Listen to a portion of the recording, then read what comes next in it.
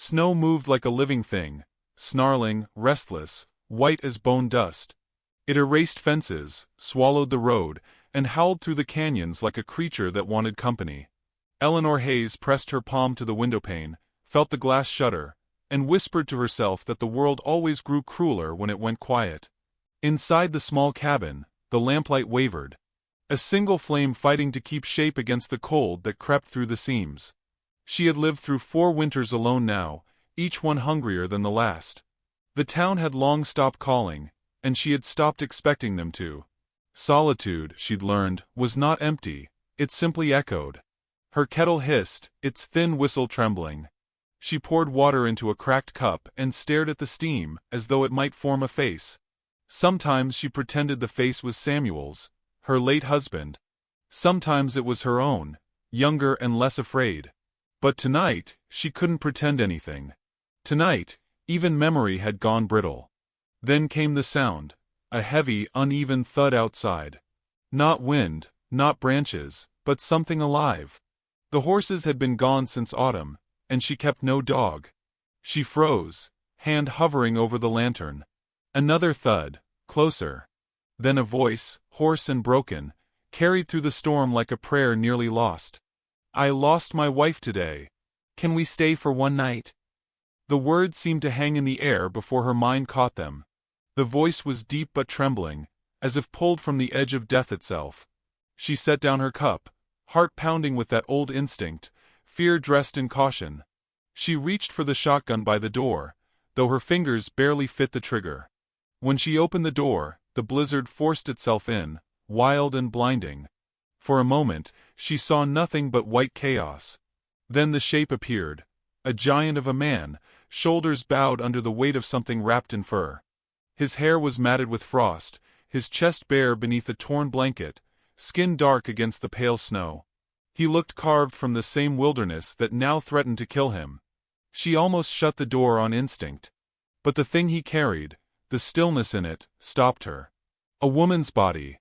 The hair long and black, face turned away, arm limp as winter grass. Eleanor's breath faltered. The man's lips were blue, his eyes sunken but alert. "Please," he rasped. "Just one night." "She's gone, but I need—" He didn't finish. His knees buckled, the body sliding from his grasp. Something inside Eleanor broke open. The same part of her that once buried her own husband in frozen soil while the town watched from a distance. She dropped the gun and moved forward, her voice softer than the storm. "Bring her in." The man looked up, disbelief flickering like a dying ember. Then, with what strength remained, he lifted the woman and stepped through the door. Snow melted instantly against the cabin floor, pooling around his bare feet. "Lay her here," Eleanor whispered, spreading a quilt by the fire. He obeyed silently, lowering the body with reverence. The dead woman's face, once visible, was delicate, peaceful even. Eleanor pressed 2 fingers to the cold cheek. "She's beautiful," she murmured. The man nodded slowly, his throat moving but no sound coming. His shoulders trembled once, then stilled as if he'd forbidden himself to cry. Eleanor went to the hearth, stirred the fire, and returned with a cup of hot water. "Drink." He hesitated before taking it, both hands wrapped around the cup like it was the last warmth in the world. His voice, when it came, was almost shy. "Thank you. I am Tahayu." Eleanor studied him. The scar across his shoulder, the beads around his wrist, the exhaustion in his gaze. "You walked far." "From the river." His accent made the words soft, rounded. "The child came, but both gone." His head lowered, eyes flicking toward the still woman. "I had nothing to carry them in but her blanket." The silence that followed felt holy. Eleanor folded her arms tight around herself, as if the confession had stripped the air bare. She remembered the whispers, how the town said Apache men were wild, cruel, godless. But this man knelt beside his wife like a priest. He moved his thumb across her hand, tracing the line of her palm with reverence. Outside, thunder of wind filled the valley again, pressing at the windows like a warning. Eleanor gathered her nerve. "You'll freeze if you stay in those clothes," she said gently. "There's a coat by the stove." He looked to where she pointed but didn't move. It belonged to your husband, he said quietly. She blinked. How would you know that? The way you look at it before you offer it, he replied. His tone carried neither judgment nor pride, just truth. She swallowed hard, but fetched the coat anyway. He was a trapper, she said softly. He didn't come back from the hills. The snow took him. Tahayu accepted the coat without a word, pulling it around his body. It looked almost comical on his frame, too small, too short, but he wore it like armor. As the fire grew stronger, color returned to his skin. Steam rose from his hair. He stared at the flames as though memorizing them. She loved fire, he said. Said it sounds like laughter when it eats wood. Eleanor smiled faintly. She wasn't wrong. They sat that way for a long while. Two silhouettes haloed by flickering light, surrounded by the roar of a storm that wanted to erase the world. When the kettle hissed again, Eleanor poured him another cup and one for herself. You can stay until morning, she said, careful not to sound kind. After that, you'll have to decide what comes next. He nodded. Morning will be enough. But something in the way he said it made her chest tighten, as if he didn't believe there would be one. Later, as the wind howled and rattled the shutters, Eleanor found herself unable to sleep. She sat on the edge of her bed, watching Tahayu where he sat by his wife's body. He had placed his hand over her heart, eyes closed, whispering words she didn't understand. The rhythm of his voice was low, steady, like a heartbeat remembered. She wrapped a blanket around her shoulders and stepped closer. What are you saying? He looked up, his eyes reflecting firelight. Telling her the road, he murmured. So she doesn't lose her way. Eleanor's throat burned. Do you think she can hear you? Yes. Snow listens. The simplicity of the answer struck her harder than any sermon. She looked at the woman's face again, the faint curve of lips that almost smiled. In that moment, grief softened. Just a little. Hours passed. The storm showed no mercy. Once, the cabin door groaned under wind so fierce it nearly tore the latch away. Tahayu rose and braced it with his shoulder until it held, then turned to her, chest heaving. If it breaks, you go under the table, he said. You wait there. You're hurt, she said, noticing the blood on his arm. He shook his head. Not yet. They shared a strange, small laugh, half exhaustion, half defiance. The sound felt human, fragile, real. Near dawn, the wind slowed, as if the earth itself had grown tired. Eleanor found herself watching him again. His massive frame bent beside his wife's body, the fire painting gold on his skin. He looked less like a man and more like a monument to devotion. She whispered, Tahayu, when the storm clears, what will you do? He stared at the window, where pale light began to seep through cracks. I will bury her, he said quietly. With my hands if I must. Eleanor's fingers tightened around her cup. You can't do that alone. He met her eyes, something fierce and tender glinting in them. Then you will help me? The question hung between them, suspended in the hush that followed the storm's dying breath. Eleanor didn't answer yet, but she didn't look away either. The fire popped, scattering sparks that rose like stars between them. Outside, dawn broke over the snow, cold, merciless and beautiful. Inside, the living waited beside the dead, and for the first time all winter, Eleanor felt warmth she could not name. The fire burned low, but its glow clung to the room like a heartbeat refusing to stop. The storm outside had not quieted. It only changed its tone, whispering now instead of screaming. Eleanor moved slowly, careful not to disturb the still body wrapped near the hearth. She could not tell if it was the cold or grief that made her hands tremble as she refilled the kettle. Tahayu sat on the floor, his back against the wall, the coat she had given him hanging loose across his shoulders. He hadn't spoken since dawn touched the window. His eyes, deep and black as charred wood, stayed fixed on the spot where his wife lay beneath the blanket. He hadn't moved except to keep the fire alive. Eleanor wanted to speak, to say something human, but words felt like trespass. Instead, she set a bowl of soup in front of him and said simply, Eat. He didn't look up. The steam rose between them like a veil. She waited, but he didn't touch the spoon. She thought of how many times she'd eaten alone, and how sometimes hunger wasn't of the body at all. "Do you hear her?" he asked suddenly. His voice was rough, as if dragged from somewhere far away. Eleanor blinked. "Hear who?" "The storm," he said. "It sounds like her breathing." She listened. The wind pressed against the shutters in rhythmic waves, long and low. For a moment, she did hear it, the illusion of breath, fragile and haunting. "Maybe she's watching over you," she said. He shook his head. "No. She's gone. But I promised her I'd bring her home." Eleanor's heart pinched. She didn't ask what home meant. She understood loss didn't always have an address. "You should eat something," she said softly. He picked up the spoon finally, movements deliberate, as though each act, lifting, tasting, swallowing, was a way of proving he still could. When he finished, he said, "You live alone?" It wasn't a question. "Yes." "Why?" She smiled faintly, though it didn't reach her eyes. "Because people talk too much." He studied her in silence. She felt it, not like judgment but recognition.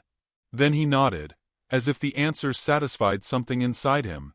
Hours passed. The fire sank into coals. Outside, snow whispered against the glass, and the world felt hollowed of all sound, except the slow crackle of burning pine. Tahayu rose at last. "I must bury her." Eleanor set her cup down hard. "You can't. The ground's frozen solid." He turned toward the door. "Then I'll break it. You'll freeze to death." He didn't answer, only took a breath that clouded in the cold air, and reached for his wife's body. Eleanor stepped in front of him, small and determined. "Wait until morning." His jaw tightened. For the first time she saw anger there, not wild, but despair turned inward. "If I wait, the wolves will come." She hesitated. "Then I'll help you." His eyes flickered. Confusion, then gratitude, then something softer. Without a word, he lifted the body into his arms again and stepped into the blizzard. Eleanor followed. The wind hit her like knives, slicing through her shawl. Snow blinded her, but she could still see his outline ahead. A giant moving through a sea of white, carrying what looked like the world's last piece of peace. They reached the old oak behind the cabin. Its branches bent under the storm, heavy and silent. Tahayu set the body down, knelt, and began to dig. The earth was stone, but he struck it with his hands until blood appeared across his knuckles. "Stop!" she cried, rushing to him. "You'll kill yourself." He kept digging. "She waited for me. I won't leave her in the open." Eleanor dropped beside him, grabbing a spade. "Then we dig together." The handle froze against her palms, but she didn't stop. The sound of steel on earth mixed with the wind's moan, until it became something ancient. Grief turned rhythm. After what felt like hours, they had carved a shallow hollow, just enough to cover her with earth and pine. They lowered Nazca gently. Tahayu smoothed her hair, then placed a beaded necklace in her hands. Eleanor covered the rest, each handful of dirt heavier than her heart. When it was done, they stood together, breath mingling in the cold. Tahayu whispered in his own tongue, words that melted into the snow. Eleanor didn't understand them, but she felt them, like prayer, like surrender. He stepped back. "It's done." Her lips trembled. "You loved her deeply." He looked at her then, really looked. "You would have done the same." The storm began to ease, the air thick with flakes that fell slower now, gentler. They turned back toward the cabin, two shadows walking side by side. Inside, Eleanor collapsed near the hearth, shaking with exhaustion. Tahayu stoked the fire without a word. The warmth returned slowly, creeping back into their fingers and cheeks. She glanced at him. The coat hung open now, revealing the muscles of his chest, marked by scars that told stories she would never ask about. "You're bleeding," she said. He glanced down. "Old wounds." "Let me see." He hesitated, but when she moved closer, he didn't resist. She cleaned the cuts with trembling fingers, wrapping his hand in a strip torn from her petticoat. His skin was warm beneath her touch, alive.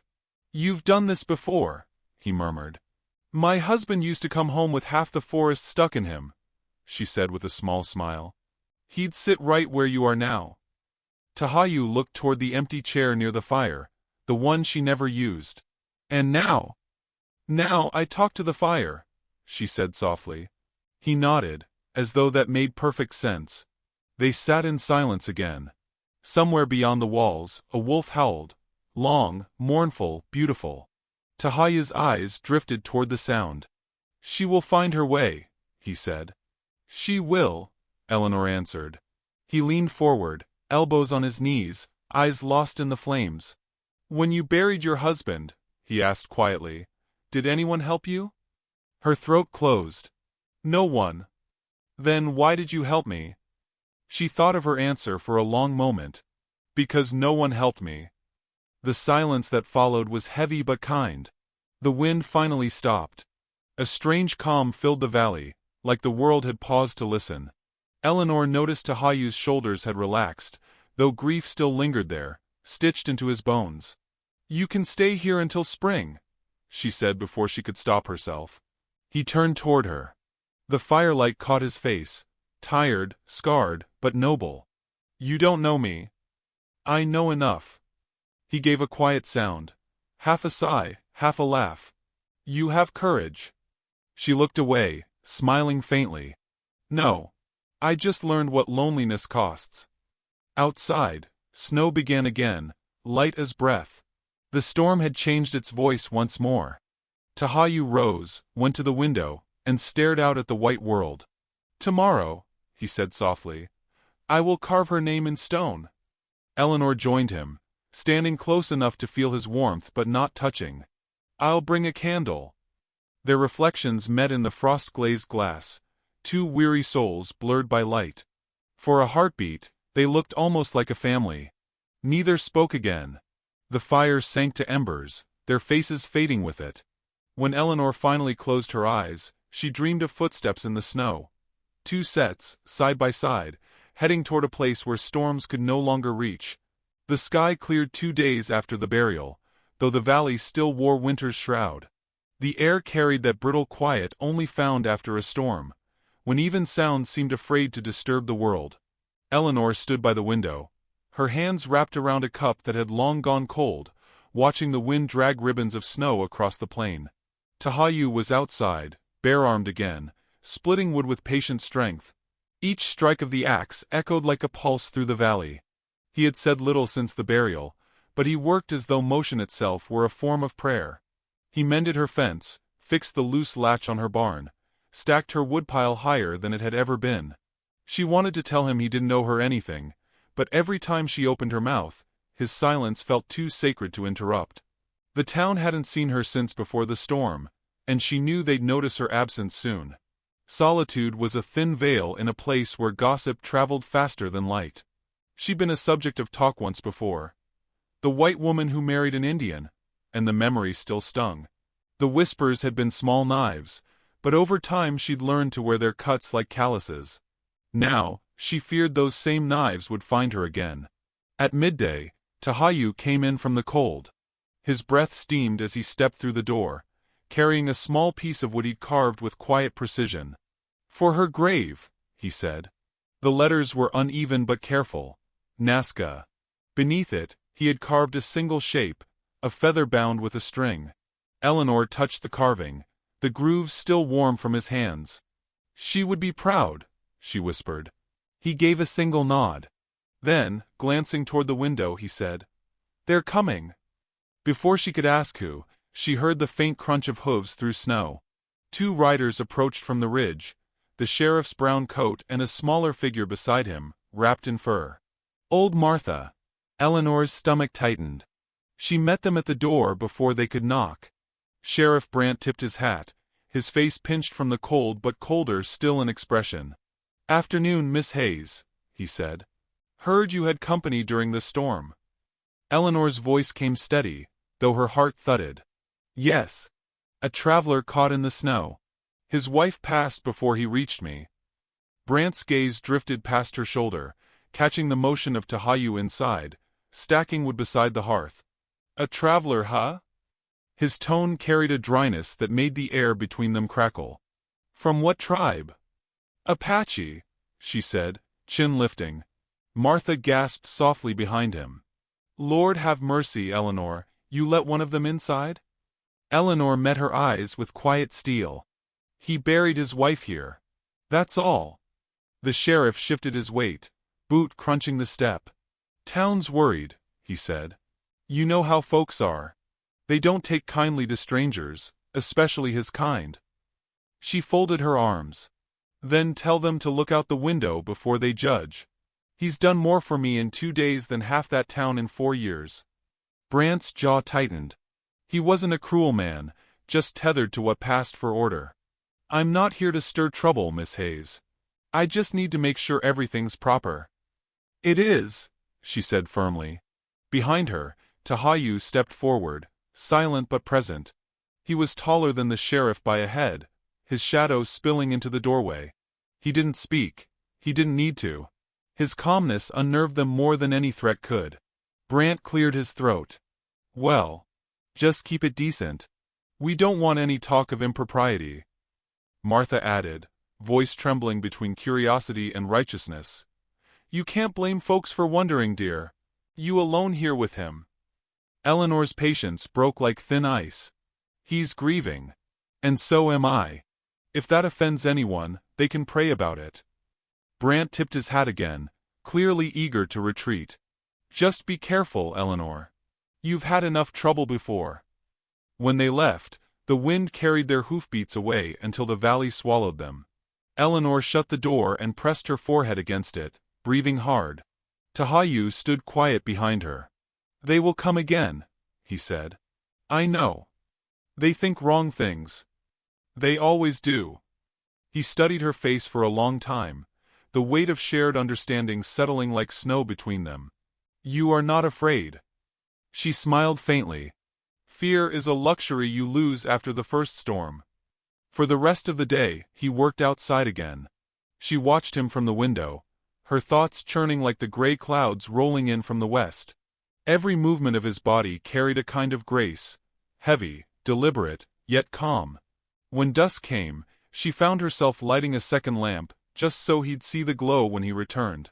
That night, he came in with frost on his lashes. Roof's fixed, he said simply. His voice was rougher now, edges softened by exhaustion. Thank you, she replied. He sat near the fire, silent for a long while. Then, quietly, they will make you pay for your kindness. Eleanor stirred the soup, her hands steady. They already have. Years ago. He tilted his head. The man you loved? She hesitated. The one they said I should have never married. He nodded once, as if that answered everything. And still you helped me. Her voice turned softer. Because grief recognizes itself. The cabin fell still again, save for the hiss of firewood collapsing into ash.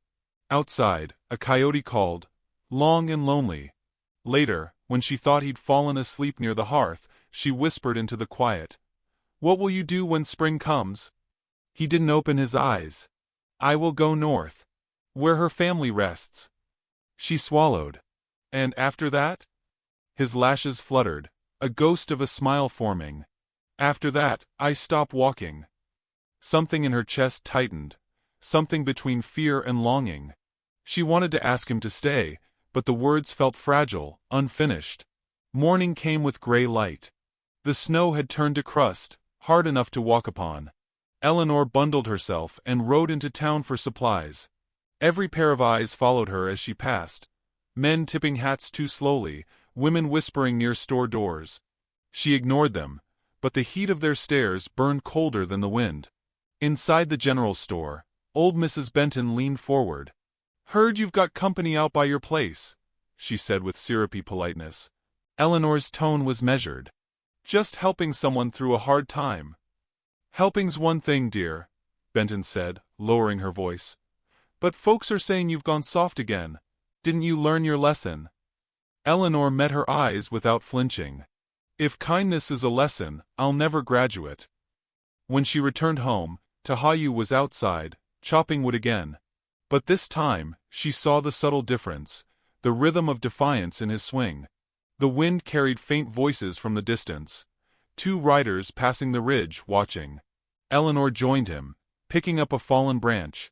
"They're watching us," she said. "I know. Does it bother you?" He paused, wiping his brow. "Once, yes. But now—" He looked toward the horizon where snow met sky. "Now I know storms end when they are done talking."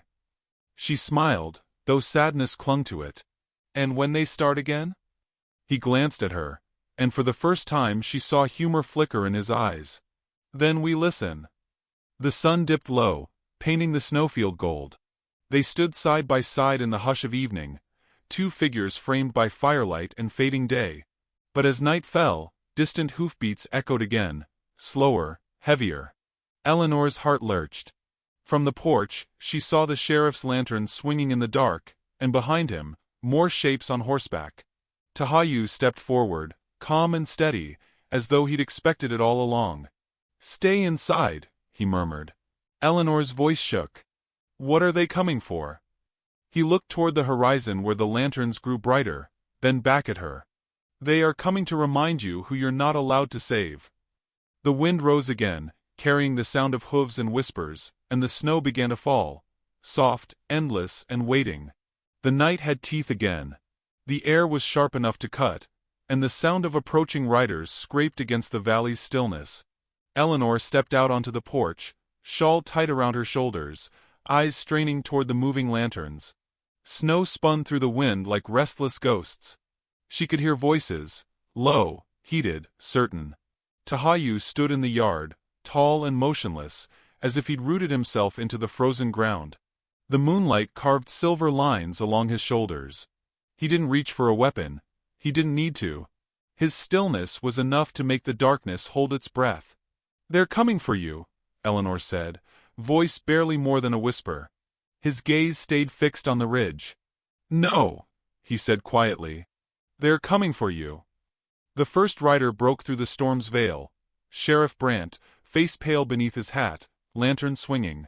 Behind him came three men, their shapes blurred but their purpose hard as iron. Brandt reined in his horse at the edge of the yard. "Evenin', Miss Hayes," he called, the formality brittle. "We warned you. Folks don't like the company you're keeping." Eleanor's hands clenched around her shawl. "He's done nothing wrong." "That's not what matters," Brandt said. His horse snorted, restless. "They're scared. A man like him brings trouble. We're here to ask him to move on before someone does something stupid." Tahayu took one step forward, snow crunching beneath his boots. "Storm not over," he said. "I move when it is done." One of the men behind Brandt, young, mean-eyed, liquor-bold, spat into the snow. "Or maybe you move now." He nudged his horse forward, hand on his rifle.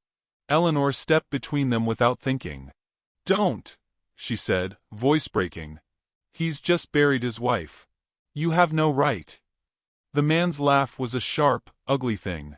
Funny, a woman who doesn't know her place talking about rights. Brandt's tone hardened. "That's enough, Tanner." But the words were thin. Authority wilted against fear. Tahayu's breath clouded the air. His voice came slow, almost tender. "You came to judge me. Then see." He turned, reached into the snow by the oak, and brushed away the frost that covered Nazca's grave. The carved wood marker gleamed faintly in the lantern light. Her name, the feather. "She sleeps here," he said. "Your boots wake her." Silence followed. For a heartbeat, the wind itself seemed ashamed. But then Tanner snorted and swung down from his horse. "You think a grave's gonna stop us?" He took a step forward, and everything shifted. The air thickened. The firelight from the cabin spilled across the snow, painting Tahayu in gold and shadow. Eleanor could feel something gather in him, a strength that had nothing to do with anger. Tanner raised his rifle. The click echoed through the cold. Before anyone could breathe, Tahayu moved. It wasn't violence, it was precision, ancient and wordless. He caught the barrel, twisted, and in the same motion sent the man sprawling into the snow. The gun skidded across the ice. The others froze, horses rearing, snow flying. "Enough!" Brandt shouted, but the word was lost in the wind. Tahayu stepped back, chest rising, eyes steady. He didn't look triumphant, only tired. "Go home," he said, "before the snow covers you too." Brant dismounted, breathing hard. His hand hovered near his holster, but didn't draw. He looked from Tahayu to Eleanor, the woman who had once been the town's quiet shame, and something in his expression softened. "You've made your point," he muttered. "Let's go." But Tanner, wild-eyed and humiliated, pushed himself up, grabbed a knife from his boot, and lunged. Eleanor screamed. Tahayu turned, faster than the storm itself. The two collided in a blur of motion, steel flashing. A cry tore through the night, and then, silence. Tanner lay face down in the snow, his own blade buried in the ground beside him.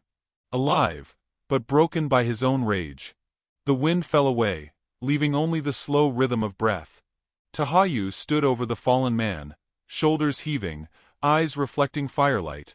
Brant knelt to check Tanner's pulse, then looked up. "He'll live," he said quietly. "But if I were you, I'd leave before he starts talking again."